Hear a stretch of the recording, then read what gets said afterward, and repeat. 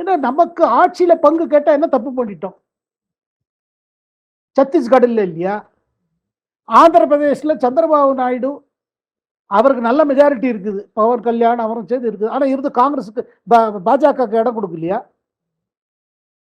இதுல என்ன ஆட்சி? This is coalition politics is the current. இது எல்லா இடத்துலயும் கோலிஷன் பாலிடிக்ஸ் ஓடுது. இது என்ன ஃபார்முலா? திராவிடன் ஃபார்முலா கேட்டா திராவிடன் மாடல் ஃபார்முலா. இங்க சுயாட்சி, அங்க வந்து கூட்டாட்சி. மத்தியில கூட்டாட்சி, மாநிலத்தில் சுயாட்சி. இது என்ன சுயாட்சி? இது எந்த மாதிரி சுயாட்சி இது?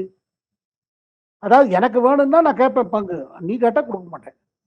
இது பாருங்க, காங்கிரஸ்ல இது இருக்கு. ஆனா அதே நேரத்துல காங்கிரஸ் தலைவர்கள் தொடர்ந்து ஒரு தைரியம் இல்லாத நிலைமையில இருந்ததுனால, இப்ப ராகுல் காந்தி முடிவு எடுத்தாதான் உண்டு. அவங்க என்ன நினைக்கிறாங்க, எதுக்கு இந்த இதெல்லாம் பண்றோம்?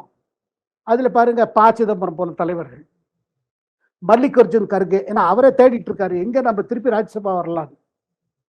அந்த மாதிரி தலைவர்கள் என்ன இருக்கிறாங்க, சரி எதை கொடுத்தது வாங்கிட்டு எப்படியே வாங்கிக்கலாம். ஆனா அதை தவிர்த்து திமுக தரப்புல இருந்து எப்போதும் என்னன்னா, சரி இவ்வளவு டிக்கெட் வாங்கிக்கோங்க, அந்த தொகுதியில செலவு நாங்க பாத்துக்கிறோம்.